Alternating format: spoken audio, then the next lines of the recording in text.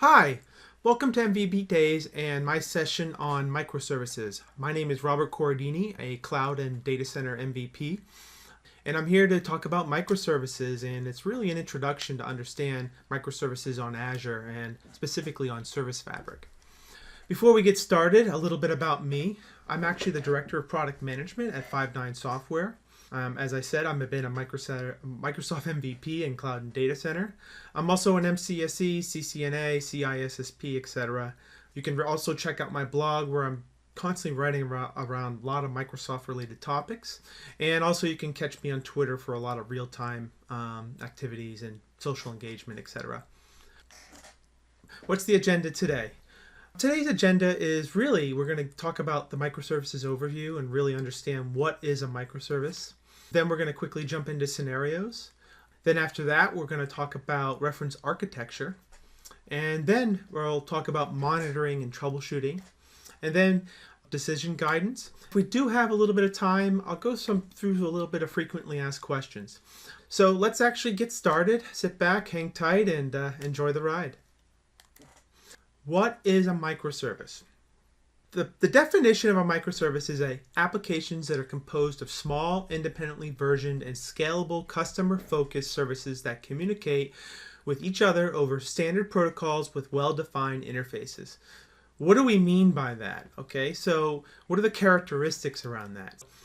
Well, we're encapsulating a very small atomic functionality, typically one specific function. It's developed by a small engineering team, so it gives you a lot of agility. It can be written in any language or framework. It contains code plus state. It interacts with other microservices over well-defined interfaces, protocols like HTTP. It also has a unique URL that can be resolved, and it remains consistent and available in the persistence of failures. With microservices on Azure, let's talk about a little bit about scenario overviews. Why would you do it? So you would build, deploy, and operate independent services at scale. So it gives you the ability to scale out that application. It also gives you rapidly integrate, evolving applications that have really rapid development cycles.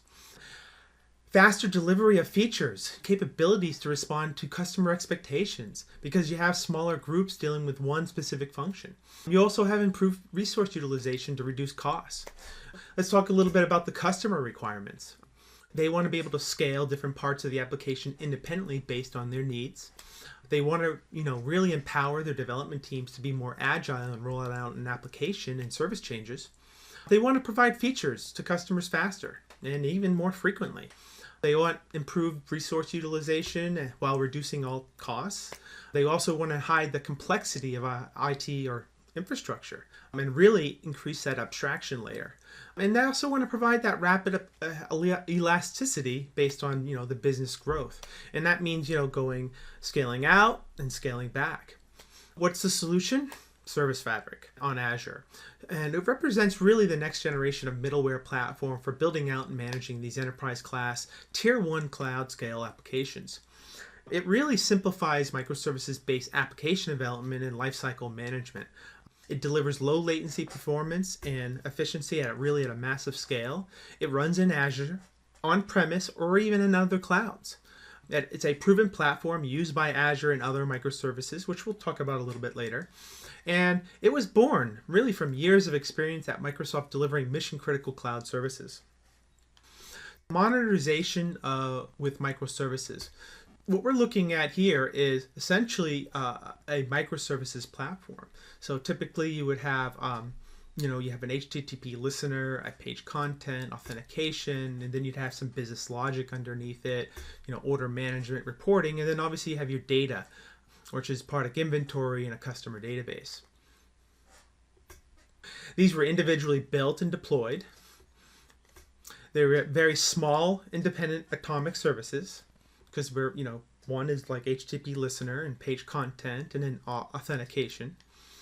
They integrate using a published API, finely grained and loosely coupled, which is really important. And if you compare, cloud services and Azure Service Fabric, they're definitely different characteristics. So typically when you're deploying an app or a worker role workload, You're basically doing one service instance per VM, and you also have a lot of uneven workloads. You also have lower compute density. There's also slower to deployment and upgrades. You also have slower in scaling and disaster recovery. It's involving apps, and especially apps that really rapid agility. This is where Service Fabric comes in. It does stateless, stateful, and actor services. It has many microservices per VM, so you're getting much more higher density in that VM. It's faster deployment and upgrades, and it also has faster scaling for microservices across the cluster. What's the comparison between application development approaches? The traditional monolithic app approach from the past is you essentially have the app on top, and it has all encompassing of everything, all those different functions, and then you have your data on the bottom. And you have the microservices approach where you're really separating all those functions, right? And then really distributing all those functions across many different planes. So what are different types of microservices? We have stateless microservices, which really either has no state or it can be retrieved from an external store. There can be N instances. So for example, web front ends, protocol gateways, Azure cloud services, these are all stateless microservices. So what is a stateful microservice? Well, a stateful microservice maintains hard authenticative state. It has consistent copies through replication and local persistence. And essentially, stateful service would be like a database or documents or a workflow, user profile, shopping cart, etc. So what are the challenges of building your own microservices platform? You got a number of problems to solve. You have service availability, resource allocation, state management, versioning, independent upgradable services and data, and then obviously rollbacks. With microservices, you provide the design and code, and you can still write monolithic apps and do bad things. Microservices, again, diving a little bit more deeper into the definition. Applications that are connected by small services. Each server does one thing very well. It uses bonded contexts for data, use versioned interfaces for services. Each service is easy to understand, and service lifecycle is owned by a small team. Benefits of this, where really, services are loosely coupled. Each service is independently deployed, very important. Services have short development life cycles and agility. Stateless services replicated for availability. Stateful services partitioned for scale. Stateful services replicated for availability, and you have a lot of testability. So, problems and solutions. The typical problems with a monolithic app is, rolling upgrades, availability guarantees, scale out infrastructure, resource governance, density, policy enforcement, granular versioning, and so on, as you can see on the screen. What really is the solution is Service Fabric to really solve all those problems. In a nutshell, you can write once and then really run anywhere, whether you're running on Azure, or your own private cloud, or even a hosted cloud. What are some of the services that are built with on microservices and Service Fabric? So you can see some of them here, like Intune, which does inventory and software deployment, Skype for Business, Bing Cortana, Azure SQL Database. And they're obviously and Power BI, etc. So you can see there are a lot of stuff that's been using my Service Fabric for quite a long time. The application platform, and really, how do you position Service Fabric? So typically you're obviously hitting the app creators. So you have developers that you're talking to, and typically you're talking about their existing app investments. And understanding what they're doing with their app investments. Are they, they're built on IaaS? Are they doing a lot of lift and shift? Are they Docker? And what are the differentials, when you go from an existing app investment? And for example, you're going from, a custom monolithic 3-tier app to a custom microservices-based stateless or stateful solution. And at that point, you're really evolving into a SaaS application. And then, and really from there, from a SaaS application, you really want to, understand that get into that really line of business application that gets more of a platform as a service. Again, for non-developers, there's a time to value because you have rapid development cycles with, again, essentially going the service fabric route and then moving on from there. Well, let's talk a little bit about Azure and its infrastructure worldwide. So we're talking about hyperscale infrastructure really is the enabler. Azure really has 100 plus data centers across 36 regions, and it's actually a little bit more than that because this slide is probably a couple months old. A couple stats that are really important to understand is that it's one of the top 3 networks in the world. It's 2.5 times AWS, 7.5 times Google data center regions, and has the largest VM in the world, which is 32 cores, 448 gigs of RAM, and then SSD and whatever you can go up to at this point. It also has the largest VM in the world, 32 cores, 440 gigs of RAM, SSD, etc. The continuum. So let's talk a little bit about this, where you're bringing your traditional monolithic 3-tier app all the way to really a PaaS application. That journey really starts with, where you're at. You have a pure IaaS application, and it's a 3-tier application. And what the next part of that journey is really going to unstructured PaaS, and that talks about containerization, technologies like Docker, etc. And then the next part of that journey is structured PaaS. This is where you really start using Service Fabric and building out those microservices. Really building out that Service Fabric on virtual machine scale sets. And then next part of that journey is really pure PaaS. And you really have an app service. A little bit of Microsoft, and this is a great slide. It shows where Service Fabric is in the grand scheme of things, which you can see is under App Platform. But this is all the services that Azure does provide that you can use as part of microservices deployment. So let's talk a little bit about scenarios. What are key application scenarios for Service Fabric? Well, high availability services. It really provides fast failover for creating multiple secondary service replicas. It has scalable services, so individual services can be partitioned, allowing for state to be scaled out across a cluster. Computation of non-static data. So it really Service Fabric enables you to build data, input, output, and computational intensive stateful applications. Session-based interactive applications. Service Fabric is also useful if you use those applications such as online gaming, instant messaging that really require low latency reads and writes.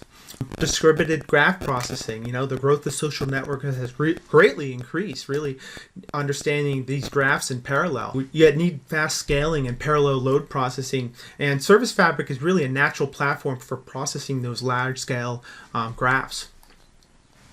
And data analytics and workflows. The fast reads and writes of Service Fabric really enable those applications that must reliably process events and streams of data. What are the different programming models? We have the traditional guest executables. You bring any exe, it's any language, any programming model, packages an application, it gets versioned, upgrade, monitoring, health, etc. And then now you talk about reliability services. Service Fabric, where you're getting into stateless and stateful services. You have concurrent and granular state. You have the use of reliable collections, transactions across collections. You have full platform integration, and you can use any communication stack. And then we're talking about reliable actors, where you get into stateless and stateful actor objects, simplified programming model, single-threaded model, and it's really great for scale-out compute and state. So let's take a look at some reference architecture. This is a traditional 3-tier architecture where you have stateless services, a SQL Server, or an Azure SQL DB, and then you have cache trying to help, like Redis cache. And as you can see here, you have a web tier, you have that services tier, you have that cache tier, and then obviously you have that data tier. And really, the main bottleneck of that is the caching tier. Sharding can help, but it's complex and it's not really a common approach. Data in that traditional approach is, you have a single monolithic database, tiers of specific technology. Caching doesn't help for really massive data ingress. Database servers are usually the bottleneck. Monolithic databases are shared across services traditionally. So what does it look like in a microservices approach? You have a graph of interconnected microservices, state typically scoped to the microservice, remote storage for cold data. What are some of the things to get into when you actually start microservices, and what are the tools to deal with monitoring and troubleshooting? First of all, you have detailed system optics. You have the repair suggestions, examples, slow async cancellations, run async failures. All important events are logged. For example, app creation, deployment, upgrade records, all actor method calls. Then you also have custom application tracking, which is basically the fastest standard logging in the industry, ETW. It works across all environments. That same code runs on your dev box and also on production clusters on Azure. It's easy to add, and really system appends to all the needed metadata, such as a node, app, service, or partition. And you have a choice of tools. You can use Visual Studio Diagnostics Advanced Viewer, Windows Events Viewer, Windows Azure Diagnostics and Operational Insights, or you can have a plug-in to your traditional tool sets like Elasticsearch or Kibana, etc. And there's a lot of built-in monitoring for your services. So you have visibility into what's going into production. You have performance and stress response. You have really rich metrics for actor and service programming models. You have health status monitoring. Built-in health reports for cluster and system services. You have a lot of flexibility and extensibility on the health store for custom app health reporting. It allows you to have continuous monitoring for real-time alerting and problems in production. And then there's business telemetry. You can collect, analyze, and drive insights from your customers' interactions with your applications. It allows data-driven decision-making. Very important on the business side of things. Operations Management Suite is a tool also to manage your microservices environment and understand the health of that. This is obviously simplified guest and workload management anywhere. Service Fabric does have container integration, support for Docker, Windows, and Hyper-V containers to help you with that transition. It runs as running guest containers in Service Fabric is supported. Container does not reference any SF APIs. It uses container guest executable feature, and it also uses the Service Fabric cluster management and resource scheduling capabilities, which really, again, helps with that transition. Building containerized Service Fabric applications. Service Fabric applications, for example, container contains Service Fabric runtime. It builds stateless and stateful Service Fabric services, and it uses Service Fabric cluster management for resource scheduling capabilities. So let's talk a little bit about decision guidance around this topic. There's some new PaaS options with microservices. Let's talk about a couple different scenarios here. A lift and ship front end, small, medium scale, general purpose compute, and that needs Linux support. What would be the solution on that? VM scale sets.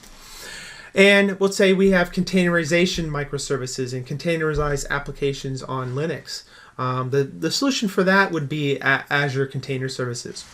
External websites with minimal guest customization, that would be a web app services. Hyperscale, stateful, and stateless microservices, we obviously know the solution for that.